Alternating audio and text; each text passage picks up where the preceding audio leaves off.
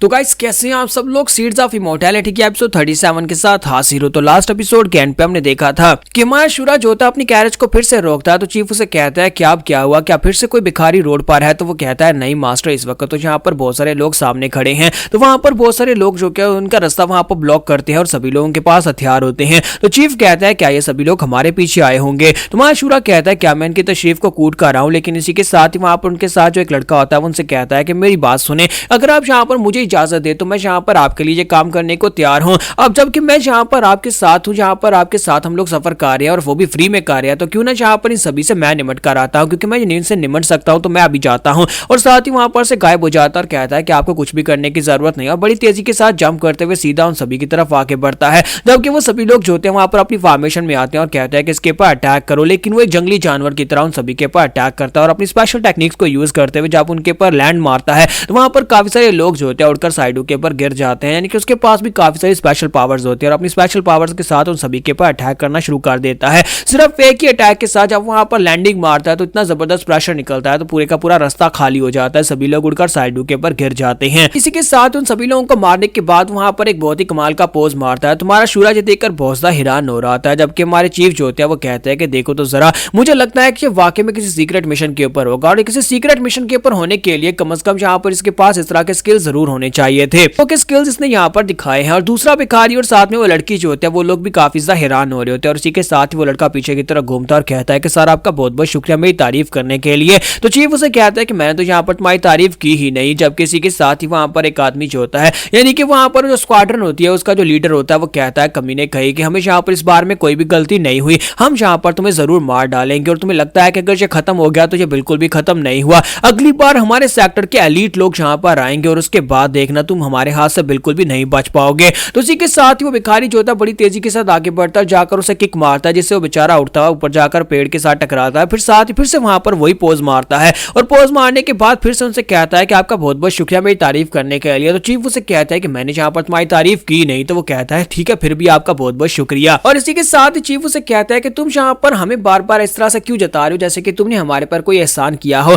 लेकिन मुझे ऐसा क्यों लगता है कि ये लोग हमारे पीछे नहीं थे बल्कि ये तुम्हारे पीछे थे, इसी वजह से तुम खुद यहाँ पर उनके पास अटैक करने के लिए आगे बढ़े। तो ये बात सुनते ही वो बेचारा जो होता है वहां पर काफी ज्यादा हैरान हो जाता है। फिर साथ ही कहता है कि आपका बहुत बहुत शुक्रिया मेरी तारीफ करने के लिए। चीफ कहते हैं कि बार बार एक ही डायलॉग को मत दोहराओ, मैंने यहाँ पर तुम्हारी तारीफ नहीं की। और इसी के साथ ही वहां नेक्स्ट सीन जो होता है हमें पैलेस का दिखाया जाता है, यानी उस केव का दिखाया जाता है जहां पर अबिसल बीस्ट होता है। अबिसल बीस्ट जो होता है अपनी केव के अंदर बैठा वेट कर रहा होता है कि कब उसका बंदा यहाँ पर मैसेज लेकर वापस आएगा। उसने यहाँ पर बाकी के सभी बीस्ट को मीटिंग के लिए बुलाया था, लेकिन यहाँ पर उसका बंदा जब वापस आता है तो वो कहता है किसी ने जवाब नहीं दिया। तो इस बात से वो काफी ज्यादा हैरान होता है। तो उसका सर्वेंट उसे कहता है कि सर मैंने यहाँ पर सभी लोगों को पर्सनली मैसेजेस भिजवाए थे, लेकिन वहां पर मैसेजेस पहुंचे या नहीं पहुंचे मुझे इस बारे में भी कंफर्म नहीं है, क्योंकि वहां पर कुछ ऐसे बीस्ट हैं जो कि अपनी केव को छोड़ चुके हैं और कुछ ऐसी जगह हैं जहां पर हमारा पंछी वापस ही लौट कर नहीं आया। और एक दो की बात होती तो अलग बात है, यहाँ पर पूरे 5 बीस्ट के पास मैसेजेस गए लेकिन वहां पर से हमारा बीस्ट वापस नहीं आया, यानी कि जिस पंछी के जरिए हमने मैसेज भिजवाया था वो पंछी भी मर चुका है। और जब हमने वहां पर जाकर चेक किया तो वो लोग अपनी लोकेशन को छोड़कर जा चुके हैं। तो अबिसल बीस्ट इस बात से काफी ज्यादा हैरान होता है और कहता है कि इसका मतलब यह है कि उन कम्युनिटी ने जहां पर हमारे पंछी को मार दिया, मैसेज पढ़ा, लेकिन इसके बावजूद वो लोग यहाँ पर मेरे समन को इनकार कर रहे हैं। हालांकि मैं यहाँ पर सभी बीस्ट का मास्टर हूँ, मुझे यहाँ पर बीस्ट का इंचार्ज बनाया गया था, कैप्टन बनाया गया था, और वो लोग यहाँ पर मेरी बात नहीं मान रहे। इसका मतलब यह है कि वो सभी लोग यहाँ पर हमें छोड़ चुके हैं। हो सकता है कि वो डिवाइन फिजिशियन की बात भी ना मारे क्योंकि वो गद्दारी करने पर तुलाए हैं, लेकिन इसके बावजूद उन्हें यहाँ पर मेरी बात तो माननी पड़ेगी। डिवाइन फिजिशियन की पावर्स के सामने उन्हें अपना सर झुकाना पड़ेगा। फिर साथ ही वो कहता है कि तुमने यहाँ पर कहा कि सभी लोग अपनी हाइड आउट को छोड़कर जा चुके हैं, कौन अपनी हाइड आउट के ऊपर है? तुमने यहाँ पर 5 लोगों का कहा। तो कहता है जी सर मैंने यहाँ पर 5 बीस्ट का कहा कि 5 बीस्ट जो थे वो अपनी लोकेशन को छोड़कर जा चुके हैं, जहां पर जिस केव के अंदर उनका घर था वो उसको छोड़कर जा चुके हैं। मास्टर गोजू को छोड़कर, द आयरन बीस्ट को छोड़कर, आयरन बीस्ट अपनी केव के अंदर है, उनके पास यहाँ पर मैसेज गया भी और साथ उन्होंने यहाँ पर मैसेज का रिप्लाई भी दिया है, लेकिन जो रिप्लाई दिया है मुझे लगता है कि वो आपको बिल्कुल पसंद नहीं आने वाला।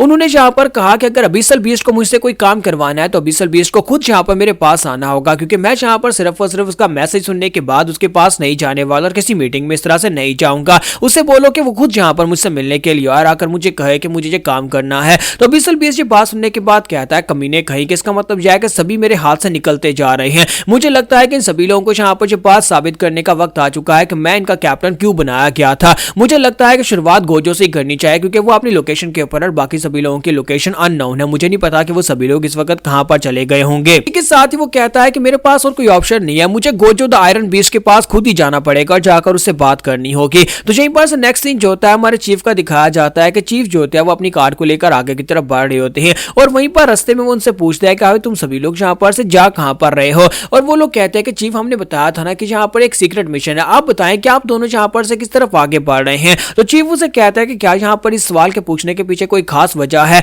तो वो लड़का उसे कहता है नहीं सर, यहाँ पर कोई भी खास वजह नहीं, हम तो बस यहाँ पर आपसे यही पूछ रहे हैं कि अगर आप यहाँ पर हमें बता दें कि आप कहां तक जाने वाले हैं या फिर आप कौन से इलाके तक जाने वाले हैं, तो कम से कम मुझे यहाँ पर इस बात की श्योरिटी रहेगी कि मुझे रास्ते में आपको बार बार बचाना नहीं पड़ेगा, मेरी वजह से आप पहले यहाँ पर मुश्किल में पड़ चुके हैं। तो चीफ उसे कहता है कि नहीं ऐसी कोई बात नहीं है, मुझे लगता है कि बहुत ही जल्दी हमारे रास्ते अलग होने वाले हैं, क्योंकि हमारा मिशन फोर्ट सोवरियन का जो लॉर्ड है उसे ढूंढकर उसे मारने का है और साथ ही फोर्ट सोवरियन को पूरी तरह से बर्बाद करने का है। इसी वजह से हम लोग उन जगहों के ऊपर जाएंगे जहां पर फोर्ट सोवरियन के कासल होंगे। तो क्या अब तुम्हें समझ आई। तो वो सभी ये बात सुनने के बाद बहुत ज्यादा हैरान होते हैं और साथ ही ना चाहते हुए उनकी बॉडी से उनकी पावर्स रिलीज होती हैं। पता नहीं अब यहाँ पर इस सवाल के साथ उनका क्या लेना देना था, हो सकता है कि ये तीनों भी यहाँ पर फोर्ट सोवरियन के ही तीन अलग अलग बीस्ट हो, लेकिन जहाँ पर ये बात कंफर्म नहीं है और तीनों यहाँ पर उनकी बात सुनने के बाद हैरान तो होते हैं। तो चीफ कहते हैं क्या हो गया, क्या कोई प्रॉब्लम है। तो वो तीनों ही कहते हैं नहीं सर कोई प्रॉब्लम नहीं है। और इसी के साथ ही वो लड़का जो होता है उनसे कहता है कि प्लीज मास्टर्स प्लीज मुझे माफ करिएगा, हम लोग यहाँ पर आपके सफर में आपका साथ नहीं दे सकते,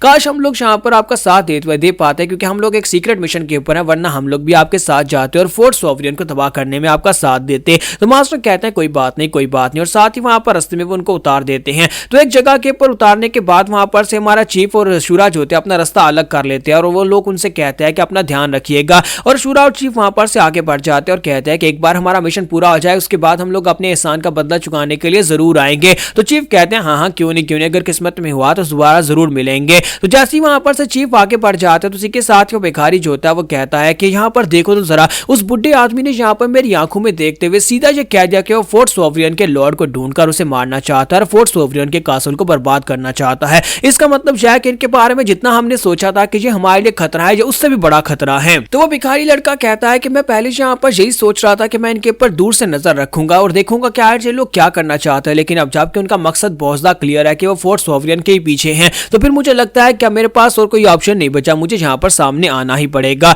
और इसी के साथ ही वो लोग जो होते हैं वहां पर से अपने रास्ते चल पड़ते हैं। तो वो बाकी के दोनों से कहता है कि तुम दोनों बेवकूफ यहाँ पर क्या कर रहे हो और तुम दोनों को यहाँ पर क्या लगा था कि ये आइडिया काम करेगा। जब वो पीछे घूमकर देखता है तो वो दोनों पहले वहां पर से आगे बढ़ चुके होते हैं। तो वो कहता है बेवकूफो मेरे लिए रुको, और इसी के साथ वो भी उनके पीछे चल पड़ता है। हो सकता है कि ये तीनों यहाँ पर बीस्ट हो, क्योंकि जिस तरह से ये बंदा यहाँ पर बात कर रहा था मुझे लगता है कि ये भी यहाँ पर उन 8 बीस्ट में से एक बीस्ट है। यहाँ पर हम लोग अपनी एपिसोड 37 का एंड करेंगे और नेक्स्ट एपिसोड में हम लोग शूरा की एक और बीस्ट के साथ फाइट देखेंगे।